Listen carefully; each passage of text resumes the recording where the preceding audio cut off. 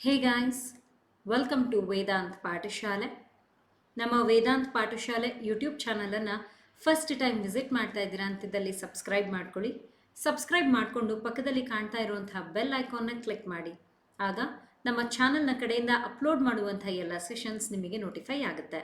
ನಮ್ಮ ವೇದಾಂತ್ ಪಾಠಶಾಲೆ ಕಡೆಯಿಂದ ಎಲ್ಲ PSI ವಿದ್ಯಾರ್ಥಿಗಳಿಗೆ ಉಪಯೋಗ ಆಗಲಿ ಅಂತ ಒಂದು ಪುಸ್ತಕವನ್ನು ಬಿಡುಗಡೆ ಮಾಡಲಾಗಿದೆ.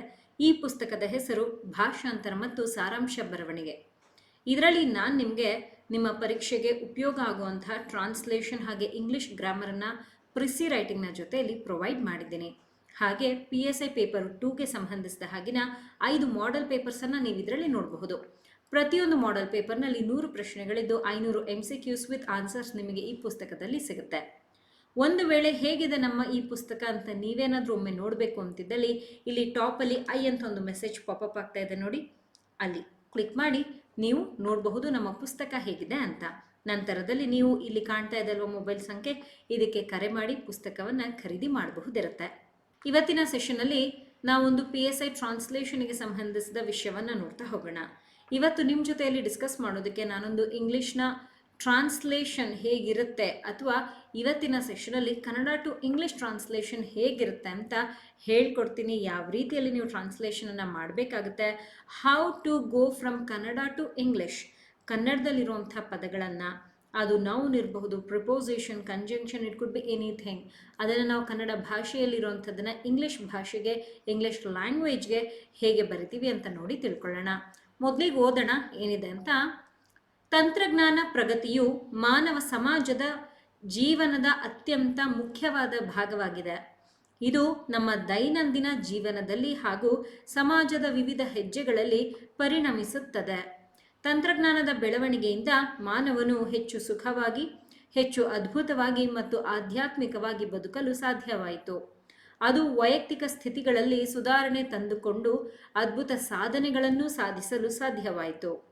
ತಂತ್ರಜ್ಞಾನದ ಬೆಳವಣಿಗೆ ಆರೋಗ್ಯ ಸೇವೆಗಳಲ್ಲಿ ಹಾಗೂ ಚಿಕಿತ್ಸಾ ಕ್ಷೇತ್ರದಲ್ಲಿ ಅದ್ಭುತ ಪ್ರಗತಿಯನ್ನು ತಂದಿದೆ.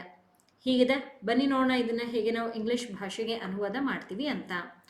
ತಾಂತ್ರಿಕತೆ ಅಂತ ಇದೆ, ಅಂದರೆ ತಂತ್ರಜ್ಞಾನ ಅಂತ ಇಲ್ಲಿ ನಮಗೆ ಕೊಟ್ಟಿದ್ದಾರೆ. ಎರಡರಲ್ಲಿ ನೀವು ಯಾವುದನ್ನು ಬೇಕಾದರೂ ತಗೊಳ್ಬಹುದಿರುತ್ತೆ. ಓಕೆ, ಸೊ ಎರಡರ ಅರ್ಥವೂ ಒಂದೇ, ಏನು, ಟೆಕ್ನಾಲಜಿಕಲ್ ಅಂತ ಬರುತ್ತೆ. ತಗೊಳ್ಳೋಣ. ಟೆಕ್ನಾಲಜಿಕಲ್, ಪ್ರಗತಿ ಅಂತ ಕೊಟ್ಟಿದ್ದಾರಲ್ವಾ, ಇದನ್ನು ನಾವು ಬರಿಬಹುದು ಅಡ್ವಾನ್ಸ್ಮೆಂಟ್. ಏನಂತ ಬರಿಬಹುದು? ಅಡ್ವಾನ್ಸ್ಮೆಂಟ್. ಮಾನವ ಸಮಾಜದ ಅಂತ ಕೊಟ್ಟಿದ್ದಾರಲ್ವಾ, ಹಾಗಾಗಿ ತಗೊಳ್ಳೋಣ ಹ್ಯೂಮನ್ ಸೊಸೈಟಿ ಅಂತ. ದನ ಬಳಕೆ ಮಾಡಿದ್ದಾರೆ, ಇದ್ರ ಬಗ್ಗೆ ನಾನು ಆಮೇಲೆ ಮಾತಾಡ್ತೀನಿ. ಜೀವನದ, ಲೈಫ್, ಅತ್ಯಂತ ಮುಖ್ಯವಾದ ಭಾಗವಾಗಿದೆ. ಅತ್ಯಂತ, ವೆರಿ, ಮುಖ್ಯವಾದ, ಇಂಪಾರ್ಟೆಂಟ್, ಭಾಗ, ಪಾರ್ಟ್ ಅಂತ ಹೇಳಬಹುದು. ಓಕೆ, ವಾಗಿದೆ ಅಂತಂದರೆ ಈಸ್. ಇಲ್ಲಿಗೆ ನಮ್ಮ ವೊಕ್ಯಾಬ್ಯುಲರಿ ಕಂಪ್ಲೀಟ್ ಆಯಿತು. ಏನು ಹೇಳ್ತಾ ಇದ್ದಾರೆ, ನಾವಿಲ್ಲಿ ಮಾತಾಡ್ತಾ ಇರುವಂಥದ್ದು ಟೆಕ್ನಾಲಜಿಕಲ್ ಅಡ್ವಾನ್ಸ್ಮೆಂಟ್ನ ಬಗ್ಗೆ. ಟೆಕ್ನಾಲಜಿಕಲ್ ಅಡ್ವಾನ್ಸ್ಮೆಂಟ್ ಏನಾಗಿದೆ, ಆ ವೆರಿ ಇಂಪಾರ್ಟೆಂಟ್ ಪಾರ್ಟ್ ಆಗಿದೆ. ಇದು ವರ್ಬ್. ನಾವು ಮಾತಾಡ್ತಾ ಇರುವಂಥದ್ದು ಈ ಟೆಕ್ನಾಲಜಿಕಲ್ ಅಡ್ವಾನ್ಸ್ಮೆಂಟ್ನ ಬಗ್ಗೆ ಸಬ್ಜೆಕ್ಟ್ ಆಯಿತು. ಎಲ್ಲಿ, ಯಾರಿಗೆ ಅನ್ನುವಂಥದ್ದು ಏನಾಗಿದೆ, ಆಬ್ಜೆಕ್ಟ್ನಲ್ಲಿದೆ. ನೀವು ನೋಡಬಹುದು ಕನ್ನಡದಲ್ಲಿ ಒಂದು ವಾಕ್ಯವನ್ನು ರಚನೆ ಮಾಡೋದಕ್ಕೆ ಇಲ್ಲಿ ಬಳಸಿರುವಂಥ formula subject plus object plus verb. ಅದನ್ನೇ ಈಗ ನಾವು ಇಂಗ್ಲೀಷ್ನಲ್ಲಿ ಹೀಗೆ ಬರಿತೀವಿ, subject plus verb plus object ಅಂತ.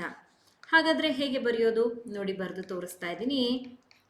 ಟೆಕ್ನಾಲಜಿಕಲ್ ಅಡ್ವಾನ್ಸ್ಮೆಂಟ್, ಟೆಕ್ನಾಲಜಿಕಲ್ ಅಡ್ವಾನ್ಸ್ಮೆಂಟ್ ಅತ್ಯಂತ ಪ್ರಮುಖ ಪಾತ್ರ ಅಲ್ವಾ, ತಗೊಳ್ಳೋಣ, ಅಥವಾ ಅತ್ಯಂತ ಪ್ರಮುಖ ಭಾಗ ತಗೊಳ್ಳೋಣ.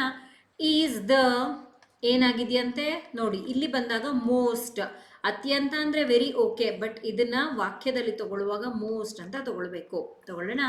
Is the most important, is the most important part, ಯಾವುದರ, ನೋಡಿ ನಾನು ಆಗಲೇ ಹೇಳಿದೆ ಈ ಇದ್ರ ಬಗ್ಗೆ ಹೇಳ್ತೀನಿ ಅಂತ.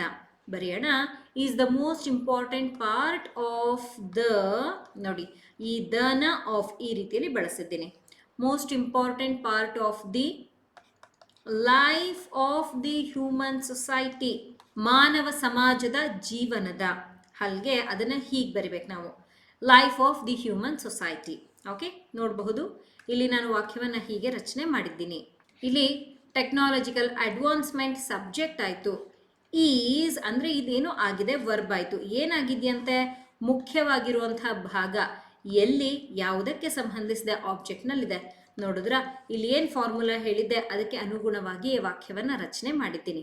ಓಕೆ, ಇದು ಮೊದಲನೇ ವಾಕ್ಯವಾಗಿತ್ತು. ಈಗ ಎರಡನೇ ವಾಕ್ಯ, ತಂತ್ರಾಂಶ ಪ್ರಗತಿ ಅಂತ ಕೊಟ್ಟಿದ್ದಾರೆ. ಇದನ್ನು ಕೂಡ ನಾವು ಟೆಕ್ನಾಲಜಿಕಲ್ ಅಡ್ವಾನ್ಸ್ಮೆಂಟ್ ಅಂತಲೇ ಹೇಳ್ತೀವಿ. ನಮಗಿದು ಗೊತ್ತಿದೆ.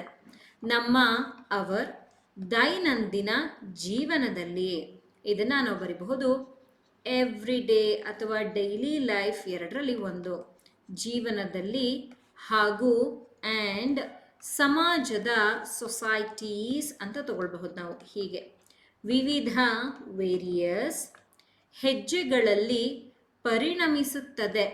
ಹೆಜ್ಜೆಗಳು ಅಂತಂದರೆ ಹಂತಗಳು ಅಂತ ಬರುತ್ತಲ್ವ, ಹಾಗೆ. ಹಾಗಾಗಿ ಇದನ್ನು ಸ್ಟೇಜಸ್ ಅಂತ ತಗೊಳ್ಬಹುದು. ಪರಿಣಮಿಸುತ್ತದೆ ಅಂತ ಕೊಟ್ಟಿದ್ದಾರೆ. ಪರಿಣಮಿಸೋದು ಅನ್ನುವಂಥದ್ದನ್ನು ಇಂಗ್ಲೀಷ್ನಲ್ಲಿ ಹೇಳ್ತೀವಿ ಬಿಕಮ್ಸ್ ಅಂತ. Okay, full stop. ಇಲ್ಲಿಗೆ ನಮ್ಮ ವೊಕ್ಯಾಬ್ಯುಲರಿ ಕಂಪ್ಲೀಟ್ ಆಯಿತು. ಏನು ಹೇಳ್ತಾ ಇದ್ದಾರೆ ಅಂತ ಅರ್ಥ ಮಾಡ್ಕೊಳ್ಳೋಣ. ಈ ತಂತ್ರಾಂಶ ಪ್ರಗತಿ ಸಬ್ಜೆಕ್ಟ್ ಆಯಿತು. ಇದು ಆಗುತ್ತೆ, ಪರಿಣಮಿಸುತ್ತೆ. ಏನಾಗಿ ಪರಿಣಮಿಸುತ್ತೆ, ಸ್ಟೇಜಸ್ ಆಗಿ. ಎಲ್ಲಿ ಎಲ್ಲಿ ಪರಿಣಮಿಸುವಂಥದ್ದು, ಎವ್ರಿ ಡೇ, ಪ್ರತಿನಿತ್ಯ ಅಥವಾ ಡೈಲಿ ಲೈಫ್, ಹಾಗೆ ಸೊಸೈಟಿಯ ವೇರಿಯಸ್ ಸ್ಟೇಜಸ್ನಲ್ಲಿ. ಇಲ್ಲಿ ಎರಡು ವಿಷಯಗಳಿದೆ, ಅದನ್ನು ಒಂದಾದ ಮೇಲೆ ಒಂದು ಬರೆದ್ರೆ ಆಬ್ಜೆಕ್ಟ್ ರೈಟಿಂಗ್ ಆಗೋಗುತ್ತೆ. ಹಾಗಾದರೆ ಇದನ್ನು ನಾವು ಇಂಗ್ಲೀಷ್ನಲ್ಲಿ ಹೇಗೆ ಬರಿತೀವಿ ನೋಡಿ, ಬರೆದು ತೋರಿಸ್ತಾ ಇದ್ದೀನಿ. ಟೆಕ್ನಾಲಜಿಕಲ್ ಅಡ್ವಾನ್ಸ್ಮೆಂಟ್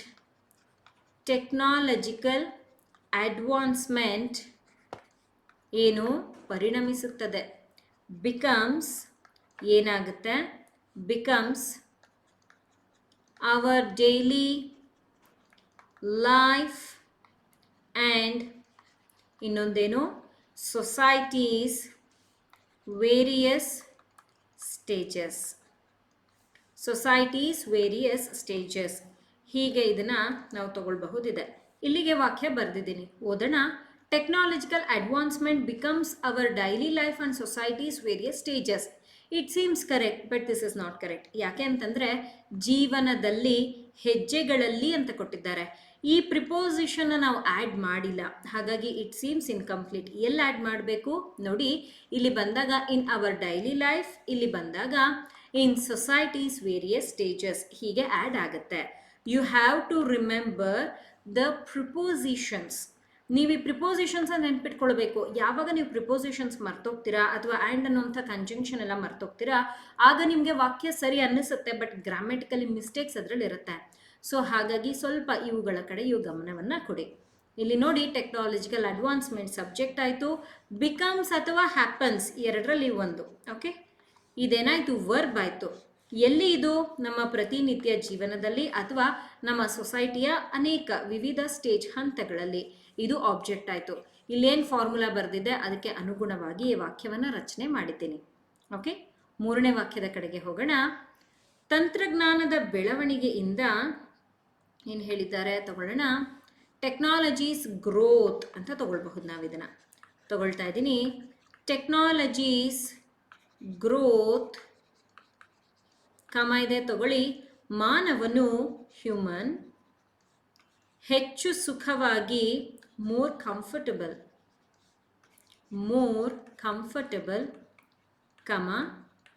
ಹೆಚ್ಚು ಅದ್ಭುತವಾಗಿ, ಅದ್ಭುತ in the sense amazingly, wonderfully, ಏನು ಬೇಕಾದರೂ ತಗೊಳ್ಬಹುದು. ತಗೊಳ್ಳೋಣ. ಅಮೇಝಿಂಗ್ಲಿ ಮತ್ತು ಆ್ಯಂಡ್ ಆಧ್ಯಾತ್ಮಿಕವಾಗಿ ಅಂದರೆ ಸ್ಪಿರಿಚುಯಲಿ ತಗೊಳ್ಳೋಣ. ಬದುಕಲು, ಟು ಲೀವ್, ಸಾಧ್ಯವಾಯಿತು. Has been able. Okay, full stop. ನೋಡಿ, ಇಲ್ಲಿಗೆ ನಮ್ಮ ವೊಕ್ಯಾಬ್ಯುಲರಿ ಕಂಪ್ಲೀಟ್ ಆಯಿತು. ಏನು ಹೇಳ್ತಾ ಇದ್ದಾರೆ ಅಂತ ಅರ್ಥ ಮಾಡ್ಕೊಳ್ಳೋಣ.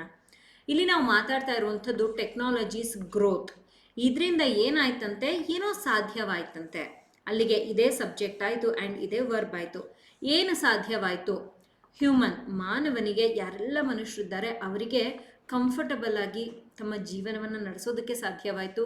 ಸೂಪರ್ ಆಗಿ, ವಂಡರ್ಫುಲ್ ಆಗಿ, ಅಥವಾ it's amazing to lead a life. Why? Because ಎಲ್ಲವೂ ಕೂಡ ಈಗ ನಮ್ಮ ಬೆರಳಿನ ಅಂಚಿನಲ್ಲಿ ಇದೆ. ಒಂದು ವೇಳೆ ನನಗೇನಾದರೂ ಹೊರಗಡೆಯಿಂದ ತೊಗೊಳ್ಬೇಕಾ, I can order right now and I can get it maybe in next 2 hours. ಅದು ಫುಡ್ ಇರಬಹುದು, ಬಟ್ಟೆ ಇರಬಹುದು, ಏನೇ ವಸ್ತು ಇರಬಹುದು. So everything is very near to me, which means ನನಗೆ ಕಂಫರ್ಟಬಲ್ ಲೈಫ್. ಏನು ಬೇಕೋ ಎಲ್ಲ ಸಿಗ್ತಾ ಇರೋದ್ರಿಂದ yes, it is wonderful, it is amazing, it is tremendous. ಅದನ್ನೇ ಇಲ್ಲಿ ಹೇಳಿರೋ ಅಂಥದ್ದು. ನಮಗೆ ಟೆಕ್ನಾಲಜಿ ಅಡ್ವಾನ್ಸ್ ಆಗ್ತಾ ಆಗ್ತಾ ನಾವು ಅದಕ್ಕೆ ತುಂಬ ಅಡಿಕ್ಟ್ ಆಗ್ತಾ ಇದ್ದೀವಿ ಅಲ್ವಾ. ಈಗ ಹಬ್ಬ ಅಂತ ಬಂದಾಗ ಕೆಲವರು ಹೊರಗಡೆ ಶಾಪಿಂಗ್ ಹೋಗಲ್ಲ, they will just order everything. There are many websites, there are many apps. So ಇದನ್ನು ಅವರು ಕಂಫರ್ಟಬಲ್ ಅಂತ ಇಲ್ಲಿ ಹೇಳ್ತಾ ಇರೋವಂಥದ್ದು. Okay, yes. ಹಾಗೆ ಸ್ಪಿರಿಚುಯಲಿ ಈ ರೀತಿಯಲ್ಲೂ ಕೂಡ ನಮಗೆ ಜೀವನ ನಡೆಸೋದಕ್ಕೆ ಸಹಾಯವಾಗಿದೆ. ಅದನ್ನು ಹೇಳಿದ್ದಾರೆ, ಹೇಗೆ ಬರೆಯೋದು ನೋಡೋಣ. ಫ್ರಮ್ ಟೆಕ್ನಾಲಜೀಸ್ ಗ್ರೋತ್ ಏನಾಗಿದೆ ಅಂತ ಇಲ್ಲಿ ಹೇಳಿರುವಂಥದ್ದು. ಫ್ರಮ್ ಟೆಕ್ನಾಲಜೀಸ್ ಗ್ರೋತ್ ಏನಾಗಿದೆ, it's been able to live, ಹೇಗೆ ಜೀವನ ಮಾಡೋದಕ್ಕೆ, ಹೇಗೆ ಬದುಕೋದಕ್ಕೆ. It's been able to live more comfortable,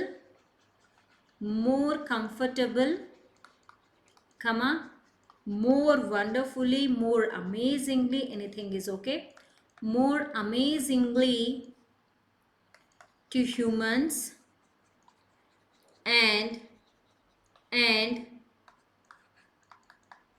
spiritually also. ಬೇಕಿದ್ರೆ ಈ ರೀತಿಯಲ್ಲಿ ನೀವು ವಾಕ್ಯವನ್ನು ಬರೀಬಹುದಿದೆ.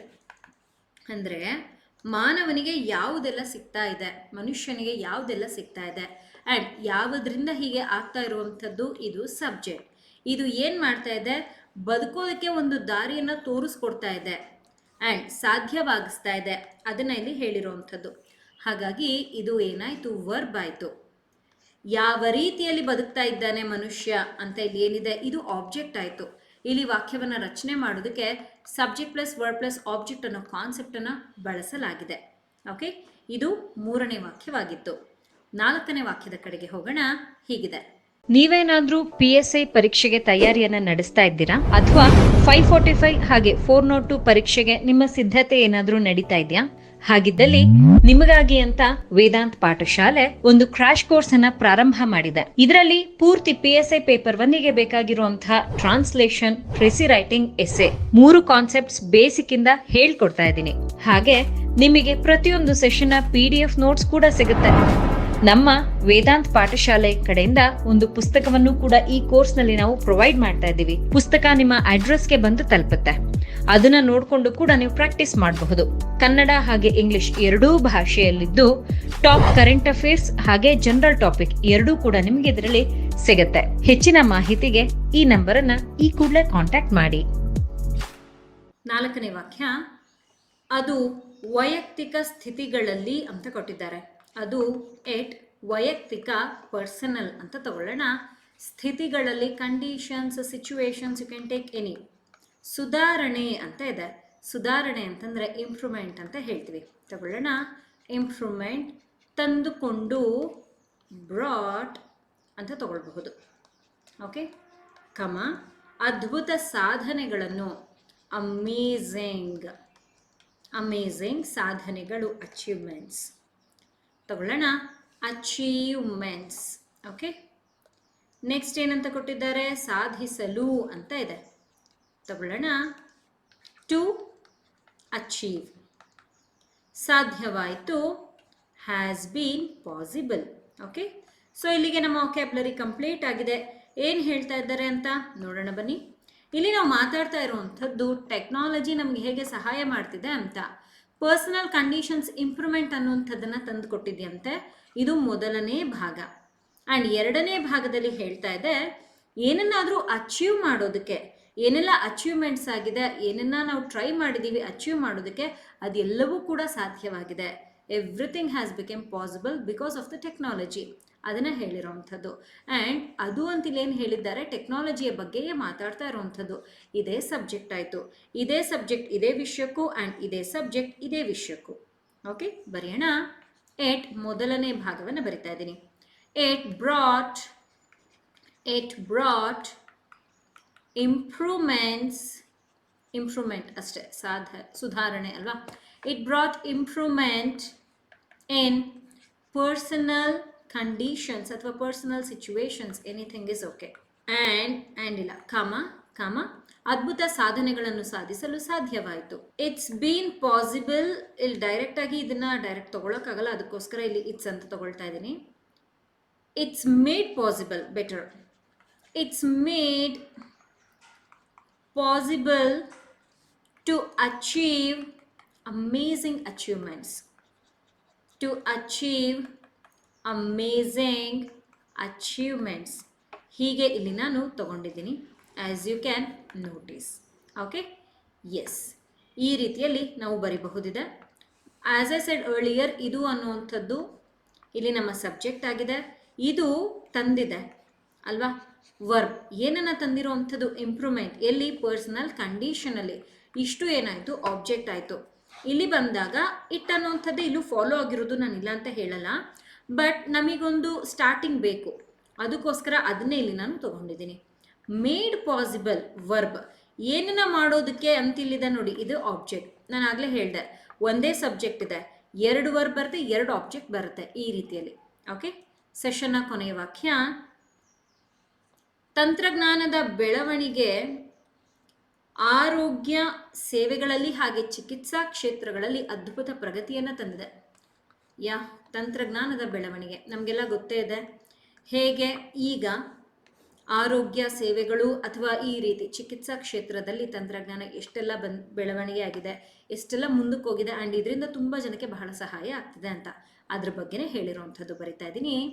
ತಂತ್ರಜ್ಞಾನದ ತಗೊಳ್ಳೋಣ, ಟೆಕ್ನಾಲಜಿ ಅಂತ ತಗೊಳ್ಳೋಣ. ಓಕೆ, ಬರೆಯೋಣ. ಟೆಕ್ನಾಲಜೀಸ್ ಗ್ರೋತ್ ಹೀಗೆ ಬರುತ್ತೆ. ಯಾಕೆ? ದ ಕೊಟ್ಟಿದ್ದಾರೆ ನೋಡಿ, ಅದಕ್ಕೋಸ್ಕರ. ಬೆಳವಣಿಗೆ, growth, development, anything can be taken. ಆರೋಗ್ಯ ಸೇವೆಗಳಲ್ಲಿ, ಹೆಲ್ತ್ ಸೇವೆಗಳಲ್ಲಿ, ಸರ್ವೀಸಸ್ ಹಾಗೂ ಆ್ಯಂಡ್ ಚಿಕಿತ್ಸಾ ಕ್ಷೇತ್ರದಲ್ಲಿ ಅಂತ ಕೊಟ್ಟಿದ್ದಾರೆ. ಇದನ್ನು ನಾವು ತಗೊಳ್ಬಹುದು. Treatment, field, zone, anything. ಅದ್ಭುತ ಪ್ರಗತಿಯನ್ನು ತಂದಿದೆ. ಅಮೇಝಿಂಗ್, ಪ್ರಗತಿ, ಅಡ್ವಾನ್ಸ್ಮೆಂಟ್, ಪ್ರೋಗ್ರೆಸ್, ಏನು ಬೇಕಾದರೂ ತಗೊಳ್ಳಿ. ತಂದಿದೆ, ಬ್ರಾಟ್.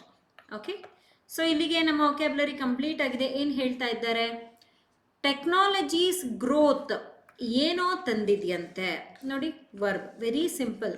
ನಮಗೆ ಆಲ್ಮೋಸ್ಟ್ ಯಾವಾಗಲೂ ಕೂಡ ಕನ್ನಡ ಭಾಷೆಯಲ್ಲಿ ಕೊನೆಯಲ್ಲೇ ವರ್ಬ್ ಸಿಗೋದು, ನೆನ್ಪಿಟ್ಕೊಳ್ಳಿ ಇದನ್ನು. ಓಕೆ, ಏನು ತಂದಿದೆಯಂತೆ? Amazing progress. ಯಾವುದರಲ್ಲಿ? ಹೆಲ್ತ್ ಕೇರ್ ಸರ್ವೀಸಸ್ ಹಾಗೆ in the field of treatment. ಇಷ್ಟು ಕೂಡ ಆಬ್ಜೆಕ್ಟ್ ಆಯಿತು. ಇಟ್ಸ್ ವೆರಿ ಸಿಂಪಲ್ ಅಲ್ವಾ?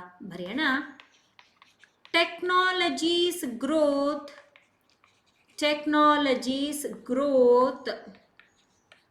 ಹ್ಯಾಸ್ ಬ್ರಾಟ್ ಏನನ್ನ ತಂದಿದೆ? ಅಮೇಝಿಂಗ್ ಪ್ರೋಗ್ರೆಸ್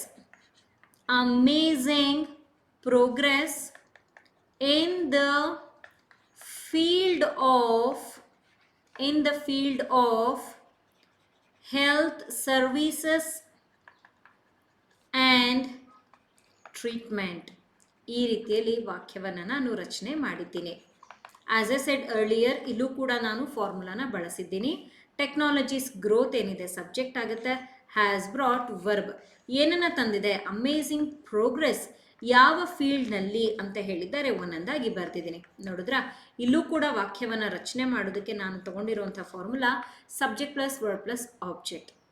ಇವತ್ತು ನಾನು ಈ ಸೆಷನಲ್ಲಿ ನಿಮ್ಮ ಜೊತೆ technological advancement, technologies progress, amazing, ಈ ಥರ ಇಷ್ಟೊಂದು ಪದಗಳನ್ನು, ಹಾಗೆ ಹೇಗೆ ಒಂದು ವಾಕ್ಯವನ್ನು ಕನ್ನಡದಿಂದ ಇಂಗ್ಲೀಷ್ ಭಾಷೆಗೆ ಬರೆಯೋದು ಅಂತ ಕೂಡ ತಿಳಿಸ್ತಾ ಹೇಳ್ಕೊಟ್ಟೆ. I hope you have understood today's session. ಇವತ್ತಿನ ಸೆಷನ್ ಇಷ್ಟ ಆದಲ್ಲಿ ಗೊತ್ತಿದೆ ಅಲ್ವಾ ನಿಮಗೆ? ಲೈಕ್ ಮಾಡೋದನ್ನ ಮರಿಬೇಡಿ. ನಮ್ಮ ಚಾನಲ್ಗೆ ಹೊಸಬ್ರಿದ್ದೀರಾ ಅಂತಿದ್ದಲ್ಲಿ ಸಬ್ಸ್ಕ್ರೈಬ್ ಮಾಡ್ಕೊಳ್ಳಿ. ಯಾರೆಲ್ಲ ನಿಮ್ಮ ಸ್ನೇಹಿತರು PSI ಪರೀಕ್ಷೆಗೆ ತಯಾರಿಯನ್ನು ನಡೆಸ್ತಾ ಇದ್ದಾರೆ ಅವರೊಂದಿಗೆ ನಮ್ಮ ತರಗತಿಗಳನ್ನೆಲ್ಲ ಶೇರ್ ಮಾಡಿ. ನೀವೇನಾದರೂ ನಮ್ಮ ಕೋರ್ಸಿಗೆ ಜಾಯಿನ್ ಆಗಬೇಕು, ನಮ್ಮ ಪುಸ್ತಕವನ್ನೇನಾದರೂ ತಗೊಳ್ಬೇಕು ಅಂತಿದ್ದಲ್ಲಿ ಇಲ್ಲಿ ಕಾಣ್ತಾ ಇರುವಂಥ ಮೊಬೈಲ್ ಸಂಖ್ಯೆಗೆ ನೀವು ಈ ಕೂಡಲೇ ಕಾಂಟ್ಯಾಕ್ಟ್ ಮಾಡಬಹುದು. ನಮ್ಮ ಹಿಂದಿನ ಸೆಷನ್ಸ್ ಮಿಸ್ ಮಾಡ್ಕೊಂಡಿದ್ರೆ ಇಲ್ಲಿ ಈಗ ನಾನು ನಿಮಗೆ ತೋರಿಸ್ತಾ ಇದ್ದೀನಿ, ಕ್ಲಿಕ್ ಮಾಡಿ ವಾಚ್ ಮಾಡಿ. Thank you people. Happy learning.